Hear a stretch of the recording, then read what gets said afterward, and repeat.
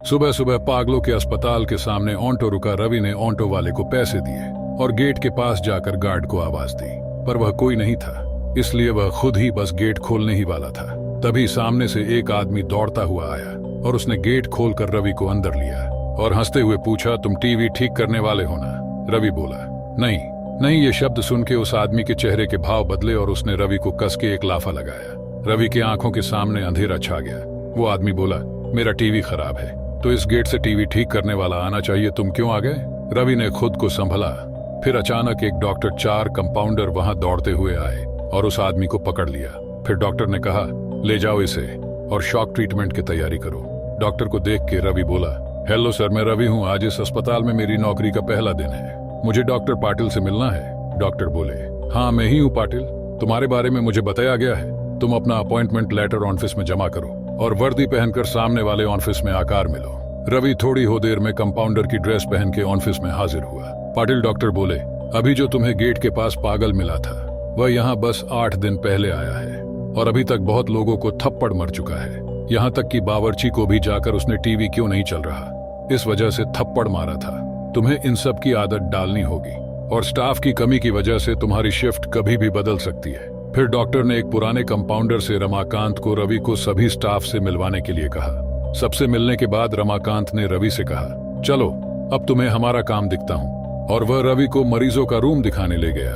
वहां पर बहुत सारे पागल मरीज थे, कोई फिल्मी डायलॉग बोल रहा था, कोई दर्द भरी शायरी बोल रहा था, कोई मछली पकड़ रहा था। रमाकांत बोला, अब तुम्हें भी इन सबको झेलना होगा। सबसे पहचान करने के बाद रवि और रमाकांत दोनों अपने अपने काम में जुट गए। उसी दिन रवि को नाइट ड्यूटी मिली थी। रात को रवि पेशेंट के दावा पानी करने में व्यस्त था। जब रात के 12 बजने घंटी बजी तब उसने नोटिस किया कि सबके चेहरे पर अचानक डर सा दिखने लगा है। कुछ मरीज जो सो नहीं रहे थे वह भी दुबक के बैठ गए थे। रवि ने एक डॉक्टर से पूछा कि यहाँ पर सभी लोग डरे हुए क्यों लग रहे हैं। डॉक्टर बोले कि 12 बजे के बाद इस हॉस्पिटल में पुराने मरे हुए पागलों की प्रेत आत्माएं घूमती है। तुम भी संभल कर रहना, हो सके तो किसी के साथ रहना। पर रवि का भूत प्रेत पर विश्वास नहीं था। उस रात रवि अकेले ही टॉयलेट की ओर जा रहा था।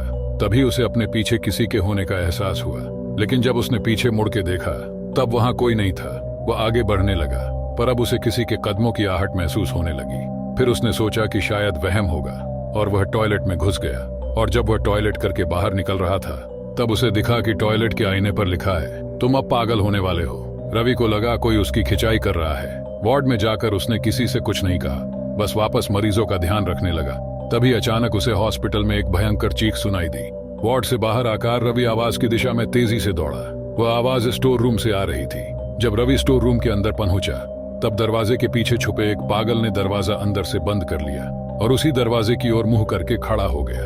रवि दरवाजा खोलने आगे बढ़ा तब उस पागल ने रवि को उठा के हवा में उछाल दिया और जमीन पर गिरने की वजह से रवि की पीठ में चोट लगी। उतने में ही उसे एक विचित्र हंसी सुनी दी। वह पागल बोला, मैंने कहा था ना तुम पागल होने वाले हो। रवि गुस्से में बोला, अबे पागल आदमी, तुझे तो मैं शॉक दूंगा।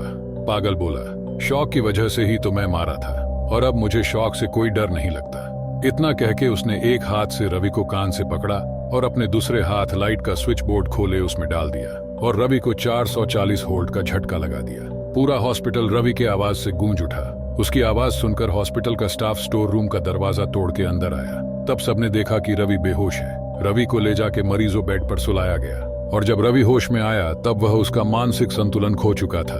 वह आज भी उस पागलपन से बाहर नहीं निकल पाया है और अब पागल रवि को लगता है कि वह एक सर्जन डॉक्टर है और अभी तक बहुत से मरीजों और डॉक्टर्स का ब्लेड से पेट काट चुका है। अब हर रात उस हॉस्पिटल में चीख सुनी देती, वह भी तब जब रवि को शॉक दिया जाता है। ऐसे और भी डरावने और सच्चे वीडियोस के लिए मेरे चैनल को सब्सक्राइब कर लीजिए।